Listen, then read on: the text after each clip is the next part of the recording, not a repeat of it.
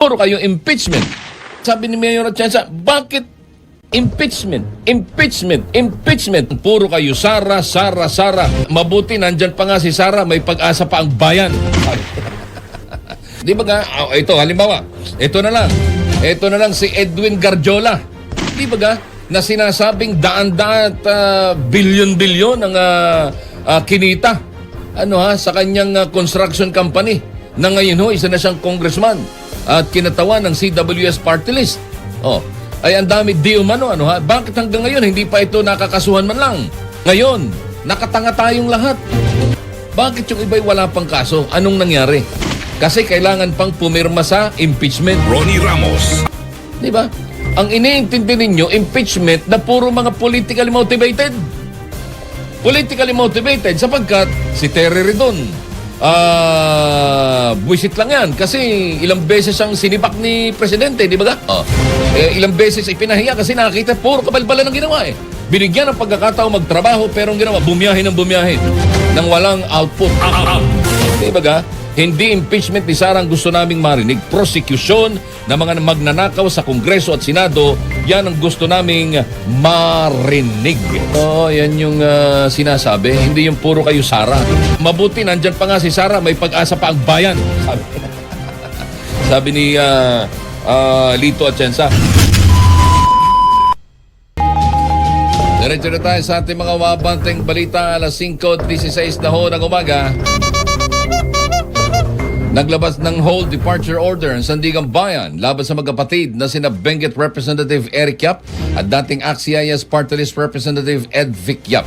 Sa pahayag, sinabi ni Assistant Ombudsman Miko Clavano na inaprubahan ng anti-graft court and ang aplikasyon para sa pag-i-issue ng precautionary hold departure order laban sa magkapatid. Sa ngayon, wala pang nakabinbing kasong kriminal laban sa magkapatid na Yap. Gayunman, nakapaghain na ng reklamo ang Department of Public Works and Highways laban sa mga Yap na sumasailalim na sa preliminary investigation ng Ombudsman.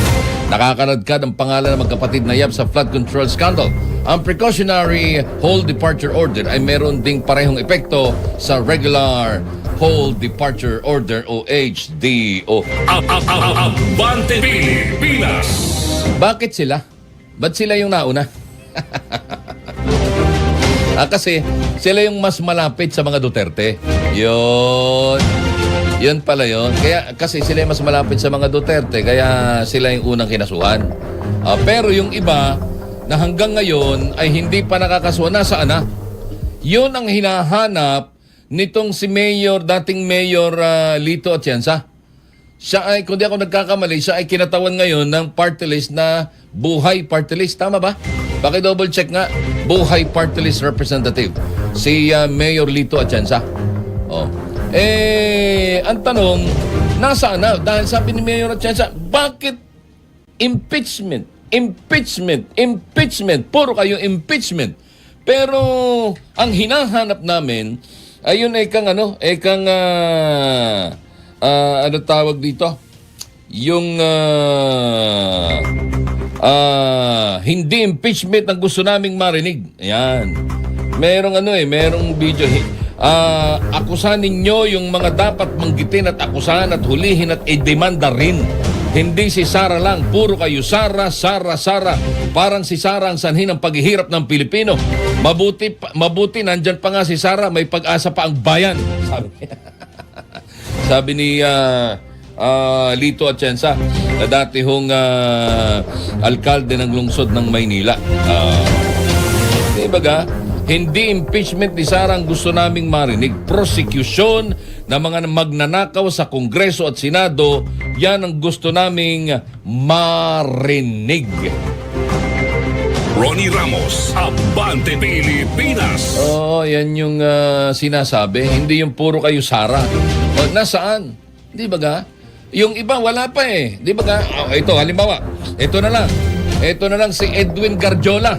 Di ba ga? Na sinasabing daan-daan at bilyon-bilyon ang kinita sa kanyang construction company. Na ngayon isa na siyang congressman at kinatawan ng CWS party list. Ay ang dami di umano, Bakit hanggang ngayon hindi pa ito nakakasuhan man lang? Hindi man lang tinatanong, hindi man lang iniimbestigahan. Anong nangyari? Samantalang may mga nagpapakitang dokumento Di ba ga? Ngayon, nakatanga tayong lahat. Sino pa? Kinasuhan na pala si Kuan. Ang kinasuhan na pala si Saldico. Ay, nasan yung iba? Bakit yung iba'y wala pang kaso? Anong nangyari? Kasi kailangan pang pumirma sa impeachment. Ronnie Ramos, Abante Pilipinas. Di ba ga? Yan ang tinitingnan ngayon, hinahanap. Impeachment. Tuloy lang kayo. Ay, kung yun nga ini-impeach ninyo, walang pakialam sa inyo. Di ba? Di ba? Walang pakialam sa inyo yung kayo pa? Di ba ga? I mean, paano na lang yung paano na lang yung mga Pilipino na biktima nitong korupsyon na ito? Paano na lang yung mga Pilipino na namatay dahil nalunod, dahil sa kakulangan at palpak na mga flood control projects? Na nauwi sa mga nakawan. Nasaan na? Di ba? Ang iniintindi ninyo, impeachment na puro mga politically motivated. Politically motivated sapagkat si Terry Redon, buwisit lang yan kasi ilang beses ang sinibak ni Presidente, di ba ga? Ilang beses ipinahiya kasi nakakita puro kabalbalan ang ginawa Binigyan ng pagkakataong magtrabaho pero ang ginawa, bumiyahe nang walang output. Abante Pilipinas. Puro ka biyahe. Wala ka namang ginagawa. Hindi ka bagay dyan sa trabaho na yan. Abante Pilipinas. Diba? Ngayon, kaya galit na galit. Diba? Sino pa? Etong si Franz Castro. Galit na galit din. Bakit? Pinakulong siya dahil sa NTFL CAC diba? Convicted dahil sa child abuse. Hindi pa nakukulong hanggang ngayon. Nag-apila kasama si Saturo Campo. Anong sabi ng Court of Appeals? Wala. Convicted ka talaga. Abante Pilipinas. Ganun pa rin. Pero andyan pa rin. Bakit hindi sila nakukulong? Sino pa? Yung mga kasama doon sa... Yung mga binigyan di umano ng paper bag na puno ng pera. Ay walastik naman yan, Ay, sana kami na lang ni Clyde Manuel ang binigyan ninyo, di ba? Abante Pilipinas. Hindi. Sana tahimik kami ni Clyde. Ronnie Ramos, Abante Pilipinas. Kagaya nung iba, tahimik na. Di ba? Yung iba, tahimik na. Bakit? Bakit, Clyde? Ba't tahimik na iba? Ayos na. Talaga naman, 522. Ronnie Ramos, Abante Pilipinas. Itinanggi po ng Commission on Elections sa kumakalat na post sa social media na pinatawan ng disqualification ng isang kandidato sa idaraos na special elections sa Antipolo City. Ayon sa poll body, wala pang desisyon ng Comelec Anbang sa election offense complaint na inihain laban sa kandidatong si Bong Akop. March 2 pa lamang natanggap ng Comelec Law Department ang reklamo laban kay Akop. Si Bong Akop ay kabilang sa mga kandidato sa special elections sa 2nd District ng Antipolo City na gaganapin sa March 14.